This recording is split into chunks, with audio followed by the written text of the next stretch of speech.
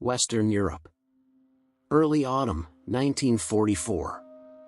While armies advanced and borders shifted, a small operation unfolded far from the front lines.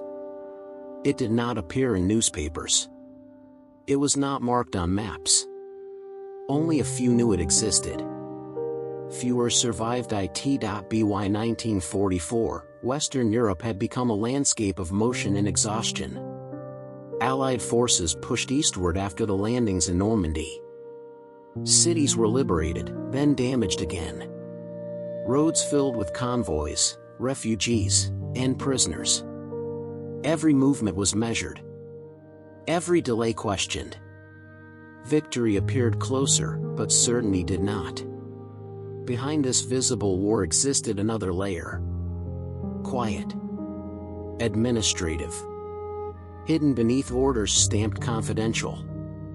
Intelligence units operated in temporary offices.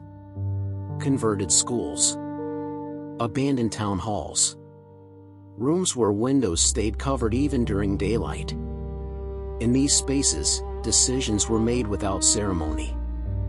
The operation that would later vanish from records began as a logistical concern. Allied command faced a growing problem. Captured documents suggested that several German intelligence networks remained active deep behind the front. Not armies. Not divisions. Small cells. Couriers. Informants. Men who did not retreat with the rest. Intercepted messages hinted at something larger. References to archives. To transfers before collapse. Names appeared, then disappeared. Nothing complete. Nothing provable. But enough to create concern. A limited task force was assembled. Not publicly. Not officially announced. Personnel were drawn from intelligence units, military police, and specialists familiar with counter-espionage. Many were reassigned without explanation. Orders came verbally. Paper trails were avoided. Their mission was narrow on paper. Locate and secure a suspected transfer point used by enemy intelligence. Prevent materials from reaching unknown destinations. Identify collaborators if possible. The location was described only as within liberated territory. No town name was spoken aloud. This was not unusual in 1944. Information moved faster than control. Liberated areas were unstable. Authority shifted daily. Civil administrations barely functioned. In such conditions, quiet operations could take place unnoticed. The team moved at night. Unmarked vehicles. No insignia. They passed through villages that still smelled of smoke and damp stone. People watched from doorways but asked nothing. Silence had become a habit. The site, when reached, did not look important.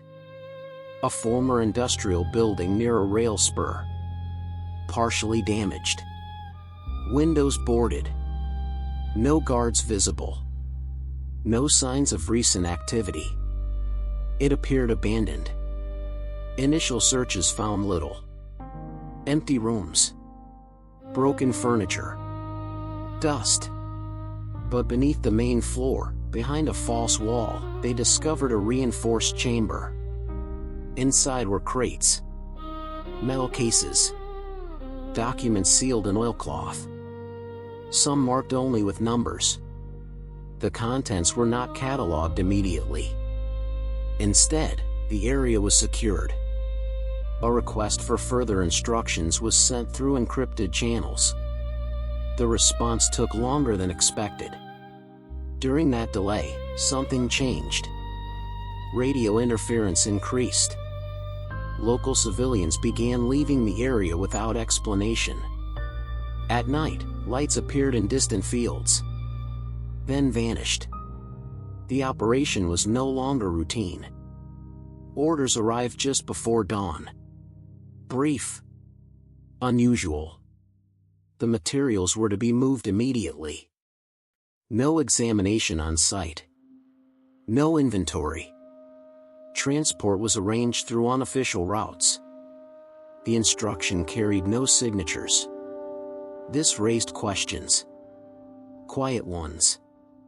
Among professionals trained not to ask them. The crates were loaded quickly. The reinforced chamber was resealed.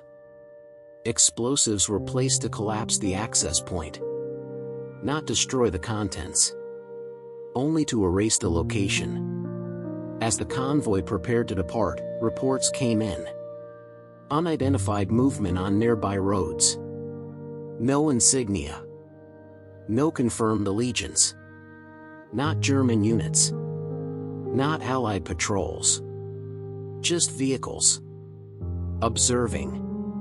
Waiting. The decision was made to split the convoy. One vehicle departed first as a decoy. The remaining trucks followed a secondary route. Maps used were outdated. Bridges were damaged or missing. Detours stretched into hours. Radio contact became unreliable. Messages arrived fragmented. References to higher clearance. To compartmentalization. To containment. By nightfall, the convoy reached a temporary holding site. Another abandoned structure. The crates were stored again. Guards posted. No local authorities informed. Inside the crates were not only documents. There were reels of microfilm. Photographs. Lists of names. Not only German. Some Allied. Some civilian. Some unidentified. The implication was clear, but never spoken. At this point, the operation changed character. What began as a counterintelligence sweep became a liability. Knowledge itself became dangerous. Another set of orders arrived. This time, personnel changes were included. 2 officers were reassigned immediately. One was ordered to return to headquarters alone. He never arrived. Tension grew within the team. Sleep became irregular. Trust narrowed. Everyone understood that this mission would not be acknowledged if it failed. Or if it succeeded. Movement was ordered again. A final transfer. Destination unknown. Coordinates transmitted once, then deleted. As they moved, they encountered resistance. Not an organized attack. Shots from tree-leans. Mines placed without pattern. Enough to slow. Enough to damage vehicles. One truck was lost. The crates inside were unrecovered. The area was abandoned without investigation. Casualties were recorded verbally. No names. Just numbers. By the time the remaining convoy reached its destination, the team had been reduced by nearly half. The site was a temporary rail junction under Allied control. Trains moved constantly. Cargo was untracked amid the chaos. The crates were loaded onto rail cars marked as medical supplies. Within hours, they were gone. No confirmation followed. No debriefing. No closure. The operation continued only in fragments. Rumors. Missing men. Orders that contradicted previous orders. By the end of the week, the task force ceased to exist. The climax of the operation did not arrive with an explosion or a confrontation. It arrived with silence. Those who remained were instructed to disperse. Return to their original units. Do not reference the mission. Do not retain notes. Do not contact one another. Several attempted to report irregularities. Their reports were redirected. Delayed. Lost. Within weeks, official records showed no evidence of the task force's formation. Personnel transfers were retroactively adjusted. Vehicle losses were attributed to other operations. Casualties were reassigned to different engagements. One officer persisted. He requested a formal inquiry.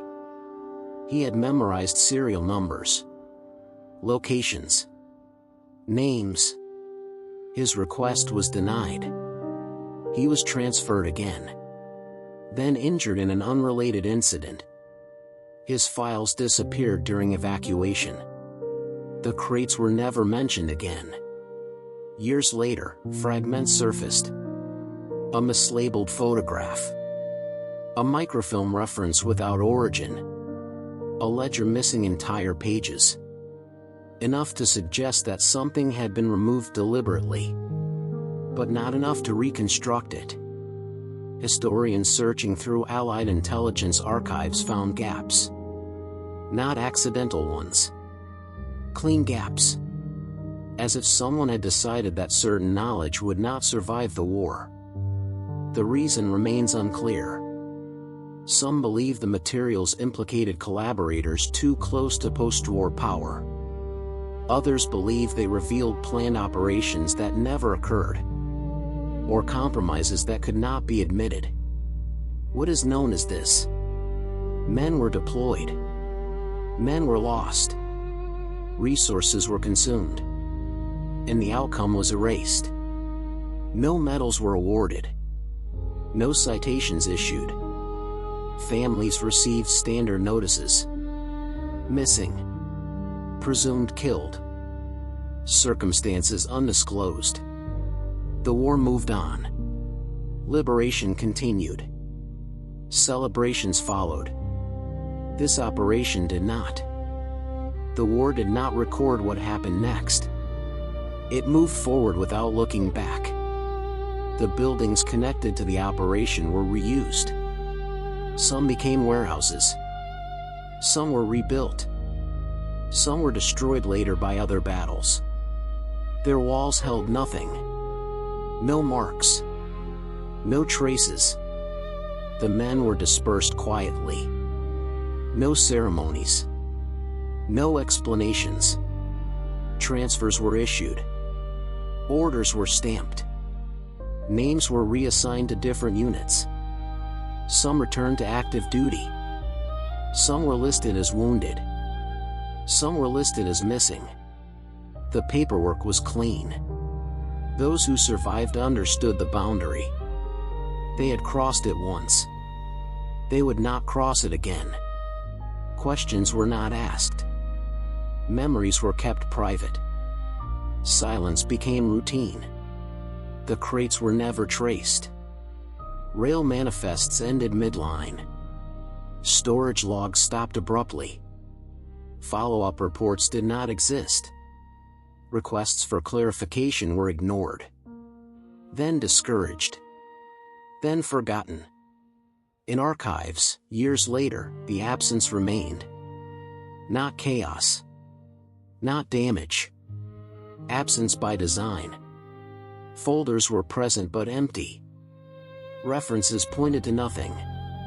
Dates had no events attached to them. It was as if the operation had been carefully lifted out of time. Families received notices.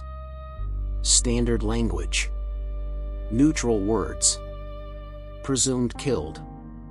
Circumstances unknown. No further details followed. No corrections were ever issued. The war ended. Liberation was celebrated. Trials were held. Records were opened. This operation did not appear. It was not classified in the usual sense. It was not sealed for decades. It was removed. What remained were fragments. A photograph without context. A damaged reel of microfilm. A ledger missing names. Not enough to accuse. Not enough to explain. The men who carried the knowledge aged. Some spoke once. Then stopped. Others never spoke at all. Their stories dissolved into private memory. Then into nothing. No monument marks the places they passed through. No plaque lists the losses. No official history mentions the decisions made. The operation became quiet history. Not hidden behind secrecy stamps. Not protected by law. Simply left behind. And in that silence, the operation achieved its final purpose. It disappeared. These stories are rarely told. Subscribe if you want to hear the next one.